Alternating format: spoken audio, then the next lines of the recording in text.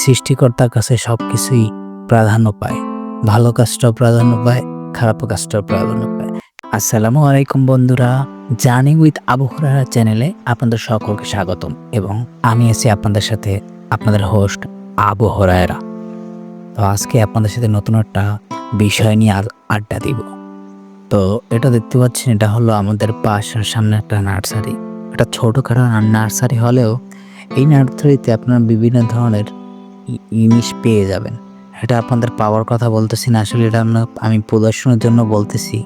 এখানে আমাদের রয়েছে বিভিন্ন ধরনের ফুলের গাছ, ফলের গাছ, যেমন এখানে দেখতে পাচ্ছেন পেয়ারা, কিছু কিছু ফলের গাছ রয়েছে, কমলা, বিভিন্ন রকম মালটা ইত্যাদি গাছ রয়েছে এখানে। তো এখানে প্রতিদিন বিকাল 4টা থেকে 5টা বা সন্ধ্যা পর্যন্ত দুজন লোক কাজ করে। এটা হচ্ছে তার বাবা এবং ছেলে, অর্থাৎ ছেলে এবং বাবা মিলে এই নার্সারিটি চালায়। মাঝে মধ্যে দেখি তার ওয়াইফকেও সাহায্য করতেছিল, খুবই আমার ভালো লাগে। মাঝে মধ্যে খেয়াল করবেন যে আপনি এই দুনিয়ার জন্য, এই দুনিয়ার মানুষের জন্য কত কিছুই না করতেছেন, কিন্তু এইটা না তারা বুঝতেছে না। এই ক্ষেত্রে আপনার নিজেকে নিজে মনে হবে এরকমের যে আমি এত কষ্ট করলাম, তার জন্য আমি এতটুকু পানিতে নামলাম, তারপরও সে আমাকে মূল্যায়ন করলো না বা ওইভাবে আমার সাথে কথোপকথন করলো না। তো এই ক্ষেত্রে আপনি কি করবেন? আসলে আপনি কি নিজেকে বৃথা মনে করবেন?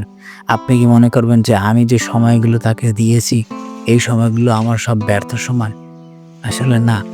এখানে মূল যে বিষয়টা হলো, সৃষ্টিকর্তার কাছে সবকিছুই প্রাধান্য পায়। ভালো কাজটাও প্রাধান্য পায়, খারাপ কাজটাও প্রাধান্য পায়। কিন্তু এর ভিতরে যে মূল বিষয়টা হলো, মানুষ হলো ফলাফল সর্বোচ্চ। অর্থাৎ মানুষ দেখবে আপনার শুধু ফলাফল, চেষ্টা কেউই দেখবে না। আপনার সফলতার মাঝে আপনার হাজারো যে চেষ্টা রয়েছে এটা কেউ দেখবে না। তাই এই ক্ষেত্রে আপনাকে আমি বলতে চাই যে ফলাফল সর্বোচ্চ।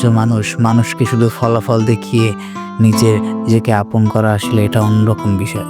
সৃষ্টিকর্তার কাছে আপনার কিন্তু চেষ্টাটাই সব থেকে বেশি মূল্যায়ন করে। তো সেক্ষেত্রে আপনি আপনার কাজ, শুধু একটা কথাই বলবো, আপনি আপনার কাজ চালিয়ে যান। অর্থাৎ এমন একটা কথা আছে না যে লেগে থাকো সৎভাবে, স্বপ্ন জয় তোমারই হবে। কথাটা আসলে খুবই গভীর। আপনি আপনার কাজগুলো, অর্থাৎ ভালো কাজগুলো আপনি চালিয়ে যান। সেটা কেউ আপনাকে বাহবা দেখ অথবা না দেখ, আপনি ভালো কাজ করবেন, এইটাই আল্লাহর কাছে যথেষ্ট। আপনার আল্লাহর সামনে একবার দাঁড়াতে হবে, তাকে প্রেজেন্টেশন করতে হবে আপনাকে যে আপনি এই দুনিয়া থেকে কি করেছেন।